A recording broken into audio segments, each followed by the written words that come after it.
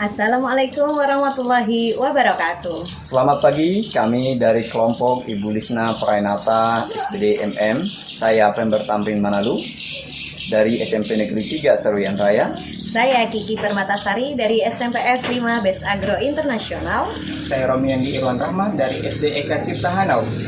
Pada kesempatan kali ini, kami akan menyampaikan video demonstrasi kontekstual modul 2.3 coaching untuk supervisi akademik. Selamat menyaksikan. Assalamualaikum, Seromi. Waalaikumsalam, Bu Kiki. Gimana kabarnya Pak Romi? Alhamdulillah baik Ibu. Baik, ya. Kalau Bu Kiki bagaimana kabarnya Ibu? Alhamdulillah saya baik juga. Alhamdulillah. Pak Romi, pada hari ini Pak Romi akan melakukan coaching, benar? Alhamdulillah iya Bu, insya Allah. Akan melakukan proses coaching ya Pak ya. Namun sebelum itu boleh saya mengobrol-ngobrol sedikit dulu dengan Bapak. Sangat boleh Ibu. Terkait saya sebagai supervisor ya Pak ya. Iya. Nanti sebelum Bapak melakukan coaching, saya akan memberikan pertanyaan-pertanyaan terlebih dahulu terkait nanti kegiatan yang akan Bapak lakukan. Kemudian saat Bapak melakukan coaching, nanti saya akan melakukan pengamatan dan penilaian nanti kegiatan yang akan Bapak lakukan. Kemudian saat Bapak melakukan coaching, nanti saya akan melakukan pengamatan dan penilaian sesuai dengan rubrik penilaian yang ada ya Pak ya. Yaitu nanti apakah Bapak sudah menggunakan alur tinta atau belum.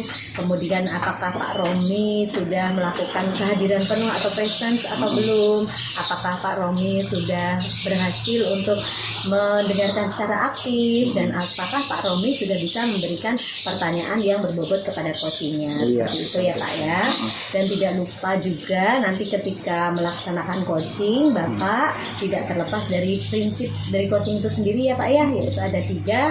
Pertama ada kemitraan, yang kedua adalah proses kreatif, dan yang ketiga adalah memaksimalkan potensi dari coaching. Seperti itu. Untuk pertanyaan pertama Pak Romi mungkin bisa dibantu menjawab. Dalam proses coaching ini Pak, kira-kira kompetensi apa saja yang ingin Pak Romi kembangkan Pak dalam hal ini sebagai coach? Iya baik Bu Kiki, terima kasih Bu. Nah untuk kesempatan kali ini ada 3 kompetensi yang ingin saya kembangkan. Yang pertama dari presence, kehadiran penuh. Kemudian yang kedua itu mendengarkan dengan aktif dari hasil pemaparan coach saya.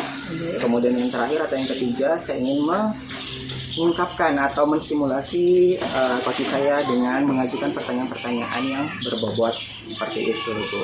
Berarti memang cocok sekali nggih Pak nggih, ada 3 kompetensi yang ingin Pak Romi kembangkan dalam sesi coaching ini. Yaitu yang pertama tentang presence atau kehadiran penuh, yang kedua untuk mendengarkan secara aktif, dan yang ketiga menstimulasi dengan pertanyaan-pertanyaan yang berbobot. Seperti itu.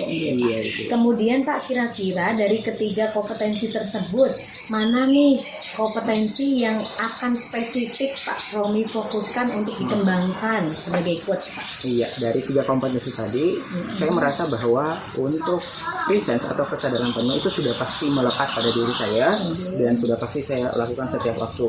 Kemudian yang perlu ditingkatkan lebih mendalam lagi adalah yang kedua dan yang ketiga, yaitu mendengarkan secara aktif hal-hal yang disampaikan oleh coach saya. Kemudian yang kedua, bagaimana saya mengembangkan kemampuan saya dalam mengajukan pertanyaan-pertanyaan yang berbobot yang sesuai dengan kriteria yang kita harapkan seperti itu, Ibu.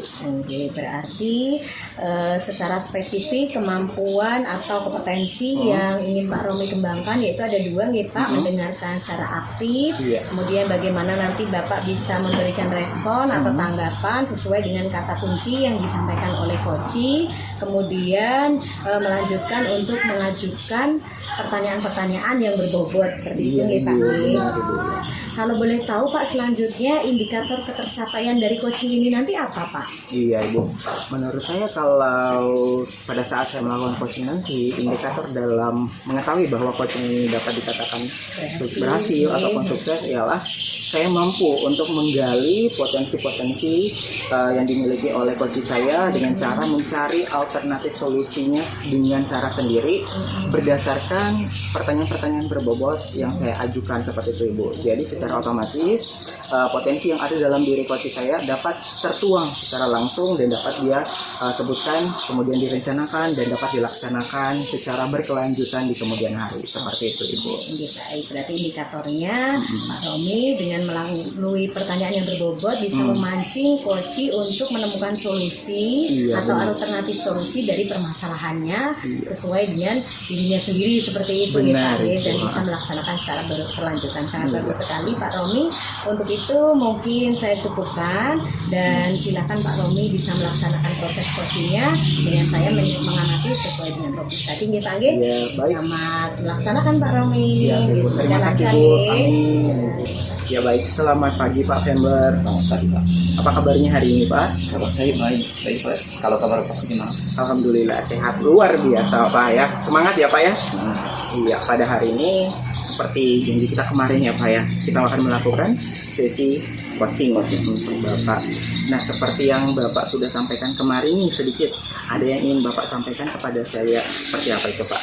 Ini Pak, saya ini sekarang lagi banyak pekerjaan, sehingga saya juga tidak bisa membagi waktu dengan pekerjaan yang terus menerus, sehingga saya juga terkendala keteteran dengan semua pemberian waktu. Berarti permasalahan utama Bapak ini seperti apa ya Pak? Saya itu di bagian manajemen waktu saya lemah. Manajemen waktu ya Pak ya. Nah, menurut Bapak manajemen waktu itu definisinya seperti apa Pak? Kalau menurut saya untuk manajemen waktu, kalau kata kuncinya yang pertama ya kita tidak bisa menyelesaikan pekerjaan ini sesuai deadline dari tentukan gitu, sehingga kita tidak lewat dari deadline. Berarti manajemen waktu yang baik itu dapat menyelesaikan tugas sebelum atau pada saat deadline tersebut ya Pak ya. Nah, selanjutnya nih Pak, untuk permasalahan yang Bapak alami terkait manajemen waktu, kira-kira apa penyebabnya Pak sampai hal tersebut bisa terjadi? Kalau saya Pak di sekolah itu dipercaya ya sebagai wakil kepala sekolah, sehingga saya juga mengampu mata pelajaran bukan cuma satu, saya mampu matematika, mampu informatika. Nah, di samping itu juga banyak juga pekerjaannya. Contohnya saya juga sebagai ketua komunitas yang akan melakukan kegiatan-kegiatan komunitas. Nah, setelah itu juga saya juga sebagai sebagai koordinator C5 yang dilakukan. Itu memang dipercayai oleh kepala sekolah. Saya meyakini itu kepercayaan itu bisa saya lakukan semuanya. Nah, saya meyakini bisa saya lakukan. Tetapi dalam pelaksanaannya saya terkendala ketika kita melakukan gelar karya, kita melakukan kegiatan komunitas, sehingga saya juga keteteran, kadang istilahnya juga saya tidak bisa membagi waktu ya. Nah, saya mulai tertarik nih Pak dari pemaparan Pak Fember barusan ya. Kayaknya terlalu lumayan banyak ya Pak ya tugasnya di sekolah selain menjadi guru. Nah, biasanya nih apa yang Bapak lakukan sih sampai manajemen waktunya bisa dikatakan kurang efektif ya Pak ya? Misalkan tadi ada T5 kemudian menjadi ketua T5 ya Pak ya, kemudian dipercaya untuk tugas-tugas yang lain. Biasanya bisa diberikan satu gambaran, satu hal situasi terjadi, kemudian bagaimana kejadiannya pada saat itu Pak? contoh halnya ya Pak ya. Nah kemarin kami ada melakukan kegiatan webinar. Nah webinar ini kan masih pertama kita lakukan di sekolah ya. Nah sebelumnya belum pernah. Nah jadi di sekolah itu juga belum pernah ada yang sudah pernah melakukan, belum ada gitu ya kan. Jadi saya mencoba bagaimana sebenarnya komunitas ini bisa berjalan dengan baik, mencari cara terus. Nah sehingga dapat ide. Nah dengan dapatnya ide ini, otomatis kan harus kita eksekusi dengan waktu yang di luar dari yang sudah kita jadwalkan. Nah sehingga bertabrakan dengan persiapan untuk ujian. Tanggung jawab kita sebagai guru mata pelajaran harus menyiapkan ujian. Nah jadinya kemarin Pak, yang biasanya saya menyelesaikannya itu bisa sampai jam 1 malam, jam 11 malam, sampai saya mengerjakan itu sampai jam 1 malam. Nah, jadi otomatis juga ketika saya sudah di sekolah, waktu sudah mengajar itu tidak fokus, atau kendalanya tidak fokus ketika mengajar, karena kurang istirahat. Berarti berdampak pada hal-hal yang lain, bukan begitu ya Pak ya? Nah kalau menurut Bapak dari segi manajemen waktu Bapak pada saat ini levelnya berada di level berapa Pak untuk skala 1 sampai 10? Sekarang berada di level 3. Iya, berada di level 3. Nah, berada di level 3 Bapak bisa menggambarkan kenapa sih dapat mengambil kesimpulan bahwa sekarang levelnya ada di level 3 Pak? Saya berada di level 3 itu sebetulnya itu karena saya melihat pekerjaan ini semua harus kita kerjakan. Semua harus kita kerjakan sehingga mana yang duluan harus kita lakukan, karena menurut saya itu penting juga. Penting sehingga kita tidak menemukan mana yang harus didahulukan. Kalau didahulukan ini tidak. Nah, ini begini. Nah itu yang saya pikirkan sekarang Pak, yang membuat yang saya fokuskan bagaimana saya bisa ini terlaksana. Jadi itu berupa gambaran ya Pak ya, berada di level 3 ya. Kemudian dari level 3 selanjutnya dari sesi coaching ini Bapak berharap akan naik ke level berapa Pak? Level 8 atau level 9 bahkan kalau bisa ya naik lagi lebih daripada level 8 atau 9 ya Pak ya. Nah pada level itu apa yang Bapak harapkan dari level tersebut? Kalau sudah sampai di level 8 atau level 9 itu saya bisa membagi waktu dengan sebaik mungkin. Nah saya juga tidak menunda-nunda. Kalau misalnya deadline-nya lama, ya tetap saya kerjakan dari sekarang. Ya bisa dapat ini ya Pak ya, lebih profesional lagi ya Pak ya. Nah untuk menuju ke situ Pak ya, kita sudah masuk ke dalam situ. Untuk menuju ke dari level 3 ke level 8 tadi Pak, kira-kira apakah ada kiranya bagaimana usaha Bapak dalam menaikkan level tersebut dari level 3 menjadi level 8? Kalau yang dalam pikiran saya sekarang Pak, saya berencana nanti semua pekerjaan ini akan saya list dulu. Saya list, saya bikin jadwalnya, saya bikin deadline-nya, kemudian saya kerjakan, saya bagi-bagi waktu yang akan saya lakukan. Nah, itu termasuk dalam rencana aksinya ya Pak ya. Nah, dalam melakukan rencana aksi tersebut, ada tidak gambaran kendala yang akan Bapak hadapi ke depannya melakukan hal tersebut? Kalau itu pasti ada Pak, pasti ada kendala. Yang pertama, karena saya juga di samping banyaknya kegiatan seperti itu, lagi mengikuti pendidikan, guru penggerak dengan tugas yang terus ada juga, sehingga kendala-kendala seperti itu juga yang kan, apalagi sekarang ini sudah mau memasuki bulan Desember untuk Natal ya, persiapan itu ya kendalanya ya Pak ya. Nah dalam menghadapi kendala, otomatis kita ingin berusaha supaya kendala tersebut seminimal mungkin atau bahkan tidak terjadi ya kekhawatiran kita tersebut ke depannya. Kira-kira untuk mengatasi kendala tersebut, ada tidak hal atau orang yang bisa membantu Bapak dalam meminimalisir atau bahkan menghilangkan kendala tersebut? Nah, kalau sejauh yang saya rencanakan Pak, nanti kan kalau untuk beberapa pekerjaan-pekerjaan yang ada di sekolah ini, saya bisa berkolaborasi dengan rekan-rekan sejawat. Kemudian saya juga bisa menyampaikannya dengan kepala sekolah, membantu saya. Nah, juga nanti dengan koordinator fasilitator P5, kemudian juga dengan guru-guru yang lain, serta juga dengan untuk kegiatan-kegiatan yang di luar tadi di luar dari sekolah itu, nanti kita akan membuat listnya supaya semua berjalan dengan baik. Berjalan yang baik ya. Berarti di sini yang bisa saya lihat Bapak melibatkan semua warga sekolah, kemudian dari luar pun juga bakal dilibatkan supaya dapat meminimalisir kendala tersebut dapat terjadi ya Pak ya. Tadi hal-hal yang ingin Bapak lakukan yang saya tulis adalah membuat list terlebih dahulu, kemudian membuat jadwal, kemudian mengumpulkan atau mengerjakan sesuatu sesuai dengan deadline-nya, sesuai dengan urgensinya berarti ya Pak ya. Nah di sini untuk melakukan semua ini terjadi atau dapat mewujudkan hal yang terjadi, kira-kira kompetensi-kompetensi yang Bapak harus miliki agar supaya ini dapat diwujudkan Pak ke depannya. Apa yang harus Bapak miliki dari dalam diri terlebih dahulu? Kalau yang pertama itu saya harus memiliki kompetensi membagi waktu dengan baik ya Pak. Saya harus bisa memanajemen waktu dengan sebaik-baiknya. Kemudian saya juga akan berencana membuat list pekerjaan yang paling utama untuk ini. Saya bisa nanti di pembagian waktu tidak keteteran, jadinya deadline-nya sudah hampir selesai, baru sekarang kita kerjakan. Iya.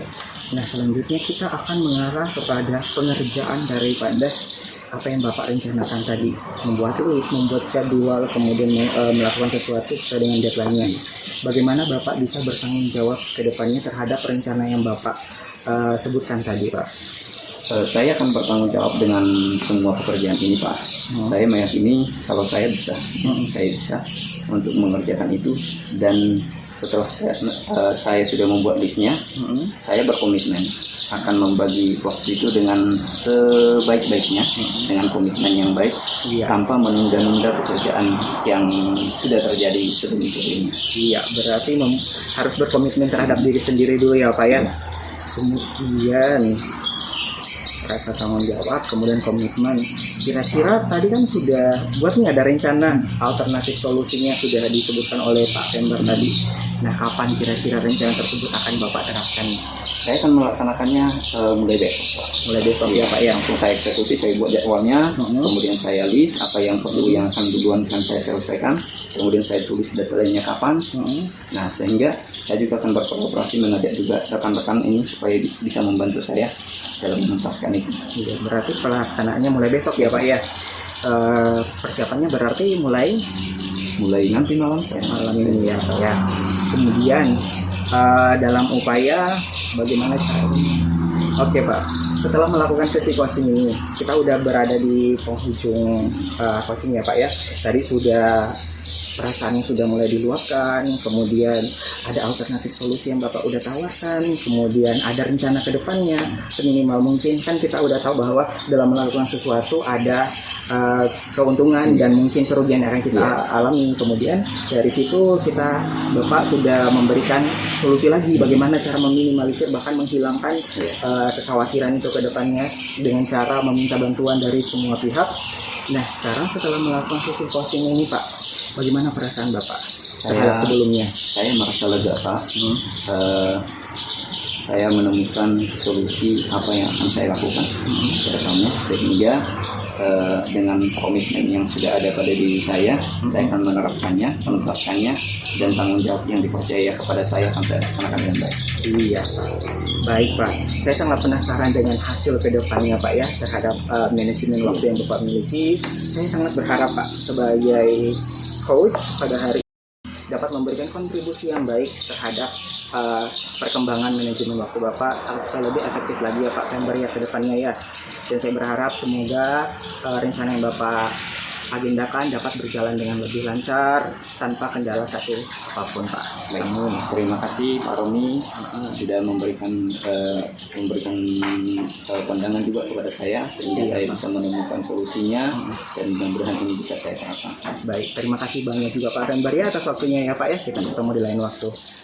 Tadi Pak Romi sudah melakukan sesi coaching dengan Pak Pember, nggih. Luar biasa Ibu.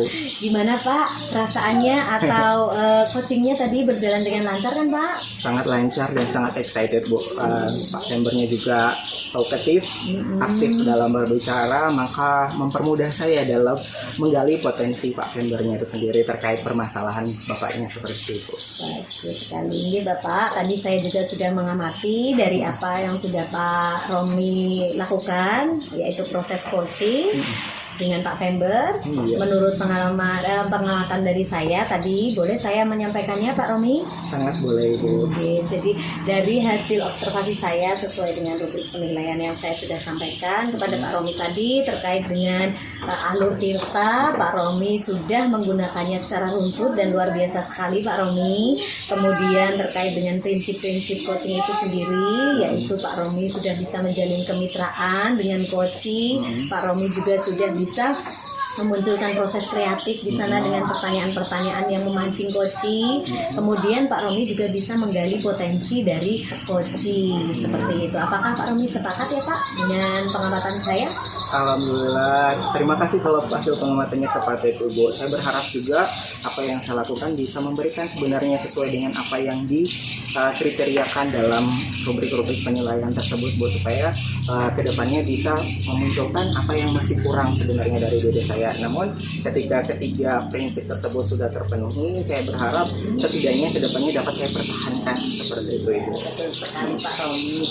Juga untuk kompetensi yang secara spesifik Pak Romi tadi ingin kembangkan ya terkait dengan mendengarkan aktif dan memberikan pertanyaan berbobot, itu juga sudah Pak Romi maksimalkan. Namun ada beberapa hal yang mungkin perlu saya sampaikan pada Pak Romi untuk meningkatkan pada keterampilan atau kompetensi memberikan pertanyaan yang berbobot ya Pak. Iya. Tadi saya masih ada mendengar beberapa pertanyaan yang mungkin kurang spesifik ya Pak ya, atau mungkin membuat si coach ini menjawabnya terlalu luas seperti itu. Barangkali ke depan mungkin Pak Romi bisa memberikan pertanyaan dengan lebih sederhana atau mungkin menggunakan 5W1H agar coach juga terarah jawabannya. Untuk secara keseluruhan Pak Romi sangat luar biasa, bisa memberikan pertanyaan terbuka atau open question untuk coachingnya, sehingga coach juga bisa mengeksplor perasaannya seperti itu Pak Romi. Bagaimana menurut Pak Romi? Iya Bu, saya pun juga menyadari hal tersebut Ibu ya, karena mungkin tadi fokusnya kepada pertanyaan terbuka atau open-ended question. Jadi pemikirannya adalah semoga pertanyaan ini tidak menjurus ke suatu jawaban seperti itu Ibu, atau tidak menjurus ke pertanyaan tertutup. Jadi makanya berusaha membuka segala alternatif ataupun perasaan daripada coach ini, yang itu yang ingin saya tumbuhkan seperti itu Ibu. Nah pada akhirnya terjadi ada beberapa hal yang setidaknya melebar seperti itu, yang tanpa saya sadari. Bahkan orang yang seperti supervisor tadi, Ibu dapat melihat hal tersebut terjadi seperti itu Ibu. Jadi mungkin kedepannya dari saya yang perlu saya pertajam lagi adalah bagaimana dia tetap menjadi open-ended question atau pertanyaan yang terbuka tapi tidak terlalu terbuka seperti itu Ibu ya. Sekali, sangat luar biasa Pak Romi ya, sudah bisa menggali juga untuk apa yang harus dilakukan ke depannya nanti. Selanjutnya pertanyaan terakhir ya Pak ya, kompetensi apa nih yang perlu Pak Romi kembangkan lagi nantinya setelah kita melakukan supervisi ini Pak Romi? Siap Ibu. Untuk ke depannya yang ingin saya kembangkan adalah lebih memperkuat lagi sense atau perasaan bagaimana cara untuk menghadirkan kesadaran penuh tersebut supaya konsentrasi daripada baik coach maupun coach itu tetap pada pembicaraan. Kemudian yang kedua yang seperti saya sebutkan di awal tadi Ibu, terkait dengan mendengarkan secara aktif. Jadi lebih dipertajam lagi sense-nya di situ, atau panca inderanya lebih disatukan di situ. Kemudian yang terakhir seperti yang sebelumnya di feedback yang telah Ibu berikan, bahwa pertanyaannya termasuk open-ended tapi enggak terlalu terbuka seperti itu. Jadi pertanyaannya masih sekitaran daripada permasalahan yang dihadapi oleh si coach tersebut Ibu. Itu yang perlu saya pertajam lagi ke depannya.